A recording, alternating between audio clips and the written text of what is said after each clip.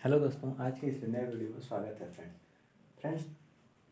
आज के इस वीडियो में हम 3 फेज हाफ वेव रेक्टिफायर जिसे 3 पल्स कन्वर्टर भी कहा जाता है, आज उसके बारे में हम स्टडी करेंगे, उसका वेवफॉर्म देखेंगे, ठीक है, कैसे बनता है। यदि आपने हमारा पिछला वीडियो देखा होगा तो हमने उस वीडियो में 6 पल्स कन्वर्टर्स के बारे में बात किया था। तो आज के इस वीडियो में हम 3 पल्स कन्वर्टर्स का वेवफॉर्म देखेंगे। आइए वीडियो को स्टार्ट करते हैं। ठीक है, तो हमने यहाँ पर देखिए ये 3 थारिस्टर हैं। इधर हमने आउटपुट साइड में फ्रूट लगाया हुआ है। तो ये अपना डीसी आउटपुट है। आउटपुट कैसा है? ये डीसी आउटपुट है। और यहाँ पे इनपुट में एसी सप्लाई है। ठीक है, इनपुट एसी सप्लाई है और ये फेज वोल्टेज है सारे। ठीक है, यहाँ पे सारे आर वाई भी फेज वोल्टेज हैं। तो हमें पता है, क्या पता है?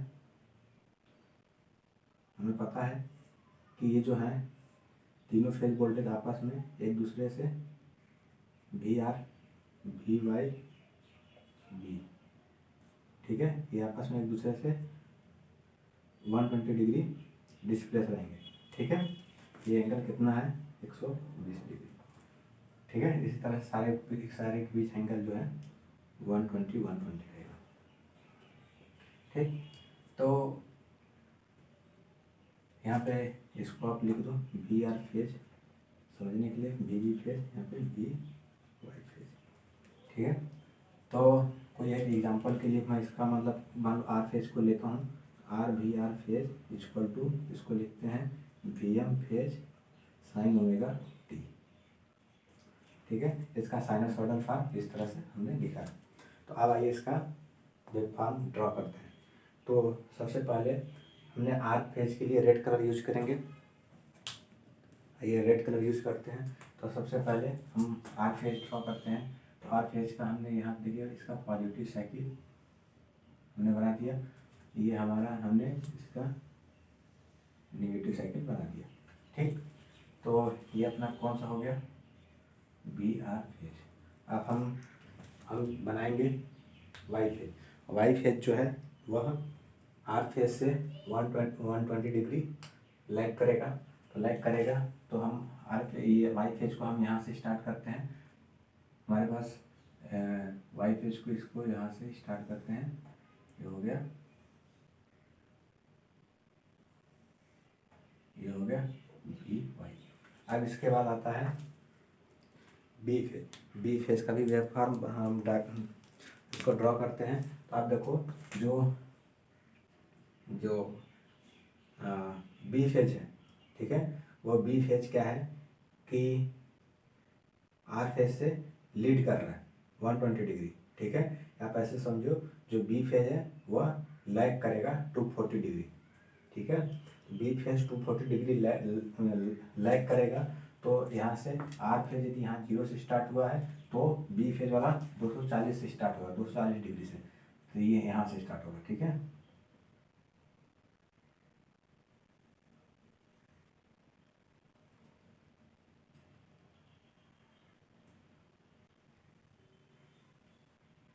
ठीक, ये होगा बी आर वाई बी, ये अपना बी फेज।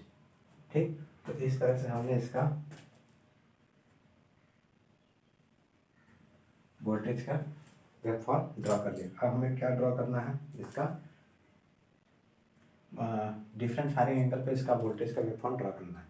तो हम जैसे सेम प्रोसेस करेंगे। सबसे पहले इसका टाइमिंग डायग्राम ड्रा करेंगे, फिर इसके बाद वोल्टेज का ड्रॉ करेंगे। तो सब उससे पहले एक क्वेश्चन है मेरा, ये क्वेश्चन बहुत ज़रूरी है समझना आप लोगों के लिए।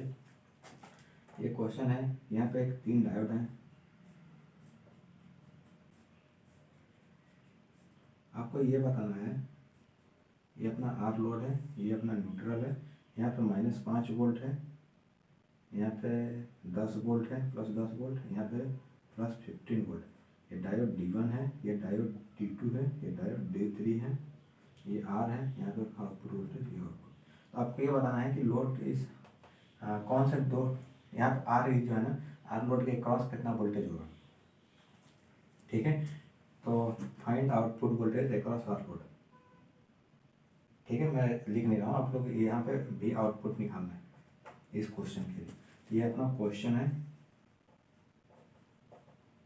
इसको सॉल्व करते हैं। तो देखो क्या होगा कि देखो यहाँ पे सबसे ज़्यादा उसमें पोटेंशियल किसका है? जो D3 डायोड है ना, तो इसका कितना पोटेंशियल है 15 वोल्ट, इसका D2 का +10 वोल्ट है और D1 का -5 वोल्ट है। तो यहाँ पे जो D3 है ना वो फॉरवर्ड बायस हो जाएगा।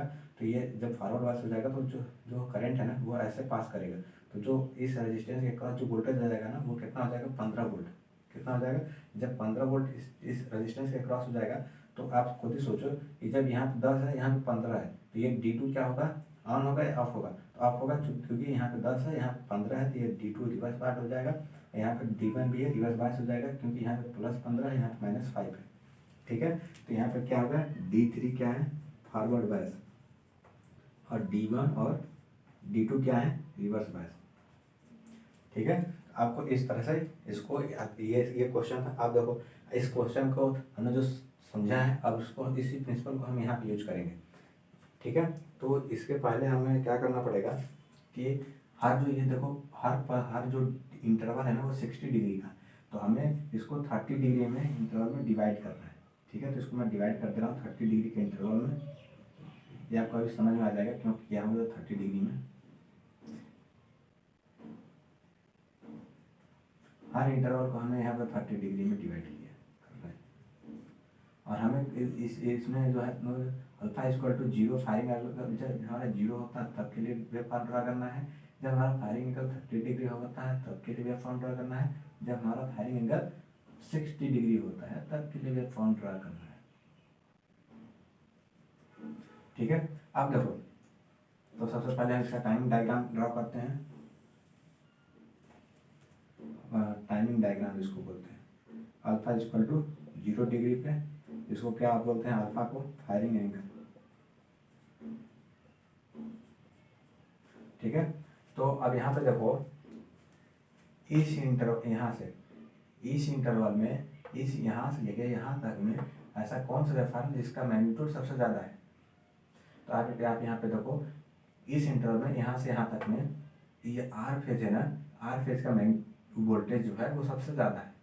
ठीक है, और देखो यहाँ पे ब्लू है तो सब इससे नीचे है, तो जो सबसे ऊपर है तो पॉजिटिव सबसे ज़्यादा पॉजिटिव वैल्यू किसका, आर फेज का इस इंटरवल में। तो आर फेज इस इंटरवल में आर फेज काम करेगा। ठीक है, ऑपरेट करेगा। फिर इसके बाद देखो इस इंटरवल में यहाँ से लेके यहाँ तक में सबसे ज़्यादा पॉजिटिव वैल्यू किसका है, वाई फेज का। तो यहाँ पे आउटपुट वोल्टेज वाई का मिलेगा इस इंटरवल में। और यहाँ इस इंटरवल में देखो सबसे ज़्यादा वैल्यू किसका है, ये जो है ब्लू वाला है ना उसका सबसे ज़्यादा वैल्यू। यहाँ पे देखो सारे जो वेव फॉर्म है इसका ब्लैक का भी नीचे है लो है। ठीक है, सबसे ऊपर सबसे हाईएस्ट वैल्यू किसका है, ब्लू वाले का। तो ठीक है, बी फेज का तो उसका सबसे ज़्यादा होगा। यहाँ पे देखो ब्लैक का भी लो है, रेड का भी लो है, तो आर फेज का भी लो है, ब्लैक वाई फेज का भी लो है। तो यहाँ पे इसमें जो आउटपुट वोल्टेज में आपको ये बी फेज का मिलेगा। ठीक है, तो ये टाइमिंग डायग्राम बनाते हैं। तो टाइमिंग डायग्राम अब यहाँ से देखो, यहाँ से ये देखो हमने यहाँ से वी आर के लिए कौन सा है थरिस्टर T1 है। तो यहाँ पे T1 ऑपरेट करेगा, T1 मतलब है ऑपरेट होगा T1। ठीक है, कितने इंटरवल के लिए, ये देखो 30 है, 30 60 +30 90 +30 120 डिग्री। ठीक है, मतलब हर थरिस्टर 120 डिग्री के लिए ऑपरेट करेगा। अब यहाँ पे देखो वाई फेज का है, तो वाई फेज के लिए कौन सा हमने थरिस्टर यूज किया था, T2।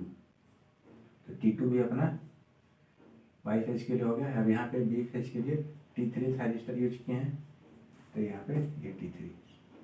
ठीक, अब इसके बाद क्या करना है हमें, आउटपुट वोल्टेज, इसको क्या बोलते हैं इस डायग्राम को, टाइमिंग डायग्राम। टाइमिंग डायग्राम यदि आप टाइमिंग डायग्राम बना लेते हो तो इसका वेव फॉर्म ड्रा करना बहुत ईजी है। ठीक, तो ये अपना टाइमिंग डायग्राम बन गया। टाइमिंग डायग्राम बनने के बाद हमें आउटपुट वोल्टेज का वेव फॉर्म ड्रा करना है। तो ये अपना एवरेज आउटपुट वोल्टेज। अब देखो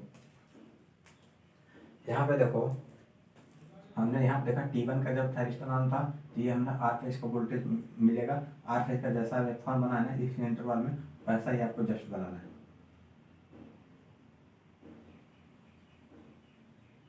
ठीक, तो इसके बाद वाई फेज इसको लिख दो पी आर। यहाँ इसके बाद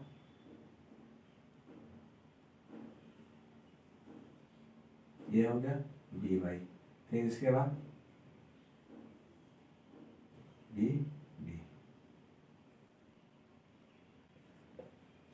ठीक है, तो ये इस तरह से अल्फा इक्वल टू 0 डिग्री पे हमने इसका वेब फॉर्म बनाया।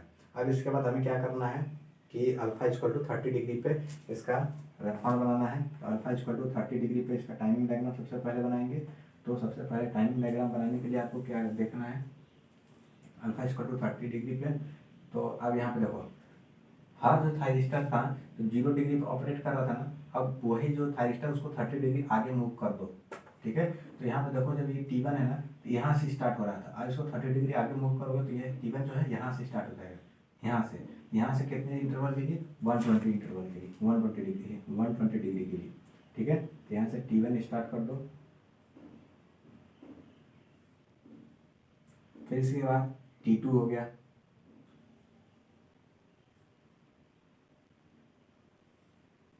फिर इसके बाद T3 हो गया।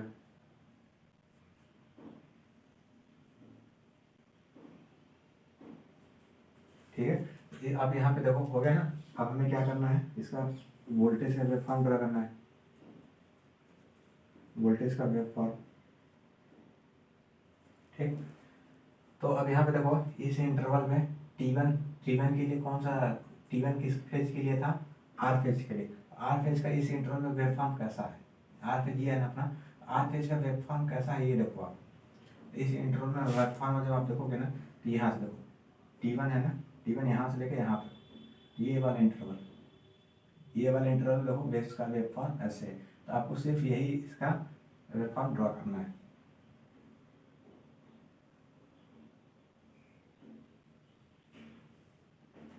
ठीक, इस तरह से आपको कुछ देखने को मिल रहा है। ठीक है ना, अब यहाँ पे देखो T2 में कैसा दिख रहा है,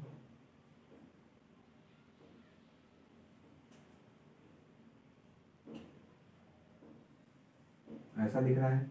अब इसके बाद देखो T3 का, T3 में कौन सा है, ये वाला है। तो T3 बी फेज के लिए यूज किया गया है। बी फेज का कैसा दिखा वैसा बना दो।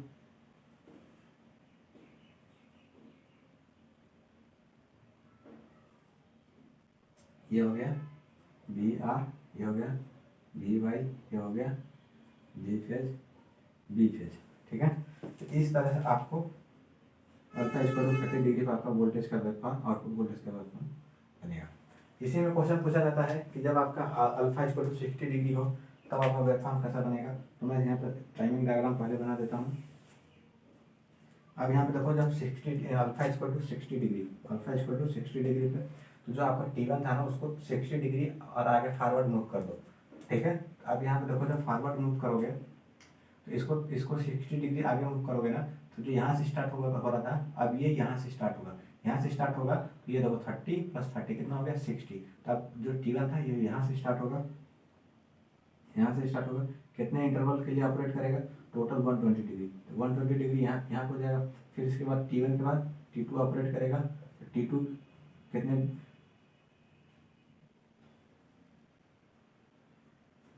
T2 कितने एंगल के लिए ऑपरेट करेगा, तो 120 डिग्री, ये हो गया 120 डिग्री।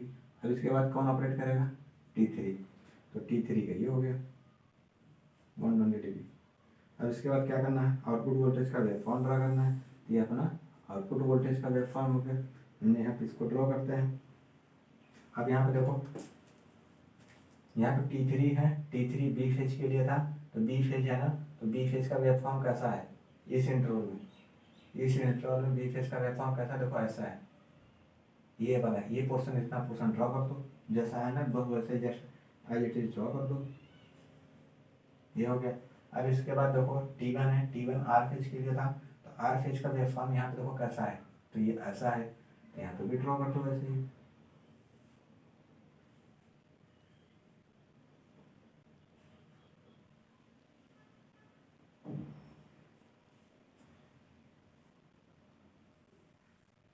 ठीक है, ये आर फेज का हो गया। अब इसके बाद T2 है, T2 वाई फेज के लिए था, तो वाई फेज का वेव फॉर्म कैसा है, वाई फेज है ना, यहाँ तक वाई फेज का wave form,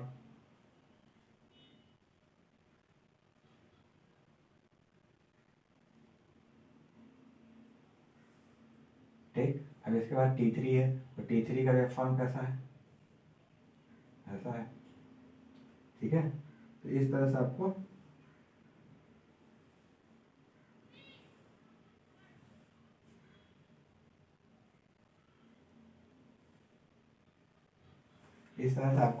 eight alpha equal to 60 degree का आउटपुट वोल्टेज का वेव फॉर्म ड्रॉ कर दिए। ठीक है, तो यदि आपका देखो ये इंडक्टिव लोड होगा ना, RL लोड, इसको कर दो यहाँ पे RL लोड, इसको यहाँ पे लोड सेव कर दो, लोड।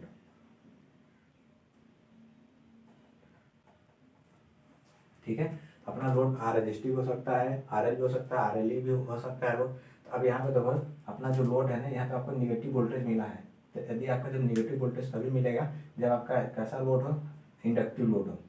ठीक है, अपना इंडक्टिव लोड हो, और इसके बाद यहाँ पे इसी में मैं आउटपुट करंट का वेवफॉर्म ड्रॉ कर देता हूँ। आउटपुट करंट का वेवफॉर्म जब आप ड्रॉ करोगे तो उसके पहले मैं एक चीज़ आपको और बता दूँ। तो यहाँ पे देखो यदि आपका इंडक्टिव लोड होगा तो आपको तो पता चल गया कि हमको निगेटिव वोल्टेज मिलेगा, निगेटिव वोल्टेज मिलेगा तो आपका वेवफॉर्म ऐसा दिखेगा। ठीक है, और इसके बाद यदि सिर्फ आपका रजिस्टिव लोड हो तो वहाँ पे ये जो है ना निगेटिव वोल्टेज, वो आपको नहीं मिलेगा। निगेटिव वोल्टेज नहीं मिलेगा तो आपको यहाँ पे क्या करना है, इसको हटा देना है। तो ये कैसा कंडक्शन हो गया। यदि देखो पहले क्या था, मिल रहा था कि जब RL लोड में नेगेटिव वोल्टेज मिल रहा था तो उसमें वो कंटिन्यूस कंडक्शन था। अब यहाँ पर रजिस्टिव लोड है तो आपको यहाँ पे नेगेटिव वोल्टेज नहीं मिल रहा है, तो कैसा कंडक्शन है, वो डिसकंटिन्यूस कंडक्शन है। ठीक है, तो ये किस चीज़ के लिए वेव फॉर्म है, ये R लोड के लिए। किसके लिए है, R लोड। अब यहाँ पे चूंकि हमारा लोड तो हाईली इंडक्टिव है, हमने ये एज्यूम कर लिया था, यहाँ पे इसका और करंट का जो कांस्टेंट होगा आउटपुट करंट, तो हमने यहाँ पे आउटपुट करंट का वेवफॉर्म ड्रॉ कर दिया। ठीक है, तो इस तरह से हमने अपना इसका वेवफॉर्म देख लिया। अब इसके बाद पूछा क्या जाता है, पूछा ये जाता है कि, इसको मैं मिटाता हूँ, पूछा ये जाता है कि आपका एवरेज आउटपुट वोल्टेज क्या होगा ये बताओ। इसके बाद थायरिस्टर का एवरेज करंट और उसका RMS करंट बताओ। तो ये बेसिक क्वेश्चन हर कन्वर्टर में, इन्वर्टर में यही सब कुछ आता है। तो देखो आपको यहाँ पे average output voltage V output average equal to in time period कितना है, 1/2 इसको इंटीग्रेट कहाँ से कहाँ तक करोगे आप, यदि इस वेव फॉर्म में देखो तो ये है पाई बाई सिक्स से 5 pi by 6, pi by 6 plus alpha से 5 पाई बाई 6 प्लस अल्फा तक इंटीग्रेट करो तो BM phase sine omega T D omega T. तो अब मैं इसके सीधे आंसर लिख देता हूँ, तो जो आंसर आएगा वो 3√3 BM phase upon 2 pi cos alpha. ठीक है, तो आपको ये आपका एवरेज वोल्टेज ये हो जाएगा। अब इसी में यदि आपको जैसे लाइन वोल्टेज होता है ना, line voltage VML equal to √3 VM phase. तो आप यहाँ पे क्या लिख सकते हो, √3 VM फेज की जगह लाइन वोल्टेज भी लिख सकते हो, तो 3 VML upon 2 pi cos alpha. ठीक है, तो ये सीधे ये आपको मेन चीज आपको ये फार्मूला याद रखना है। ठीक है, ऊपर वाला ये वाला आपको ये याद रखना है। ठीक है, यही क्वेश्चन पूछा जाता है। अब उसके बाद RMS वैल्यू पूछा जाता है। तो RMS वैल्यू का पता है कि आपको कैसे निकालते हैं, ये output RMS equal to 1/2 पाई/3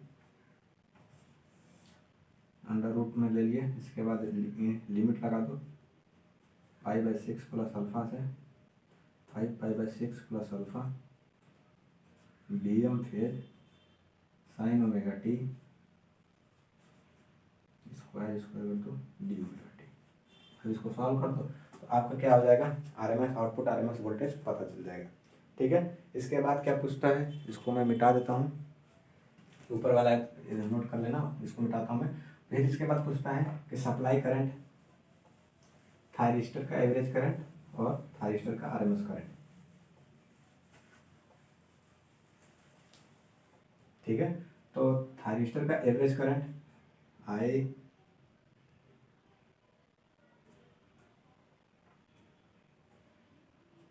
thyristor average current क्या हो जाएगा आई नॉट। इसके बाद देखो कितने समय के लिए हर थायरिस्टर 120 डिग्री के लिए ऑपरेट कर रहे हैं, तो 120 degree upon total time, total कितने से टाइम पीरियड में, टोटल एंगल 360 डिग्री तो अपन 360, इसको सॉल्व करोगे तो आई नॉट अपन 3 आ जाएगा।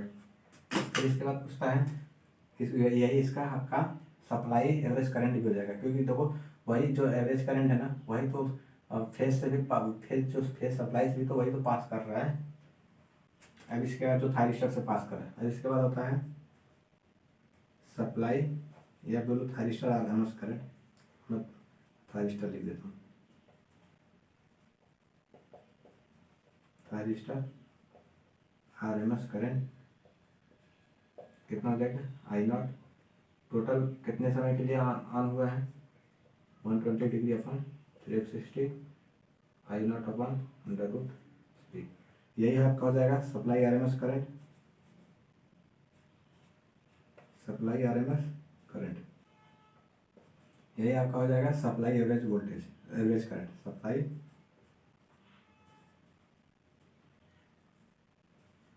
Average current. ठीक है, आपका सप्लाई एवरेज करंट हो गया, सप्लाई आरएमएस करंट हो गया। अब इसके बाद आपको एक पूछा जाता है रिपल फ्रीक्वेंसी, रिपल फ्रीक्वेंसी कितना हो जाएगा, रिपल फ्रीक्वेंसी 3 टाइम्स एफ, यदि आपका फ्रीक्वेंसी एफ इक्वल टू, यदि एफ इक्वल टू 50 हर्ट्ज है, ठीक है, तो रिपल फ्रीक्वेंसी कितना हो जाएगा 3 into 50 equal to 150 hertz, 3 pulse converter के लिए। ठीक है, तो फ्रेंड्स आज की इस ये उम्मीद है कि वीडियो अच्छा लगा होगा आपको। ठीक है, आज के वीडियो में फ्रेंड बस इतना ही, मिलते हैं नेक्स्ट वीडियो, तब तक के लिए गुड बाय, थैंक यू। और यदि आप हमारे चैनल पर नए हो तो लाइक सब्सक्राइब शेयर कमेंट्स करते हैं, मैंने काफ़ी आसान तरीके से समझाया है। ठीक है, तो आज की वीडियो में बस इतना ही।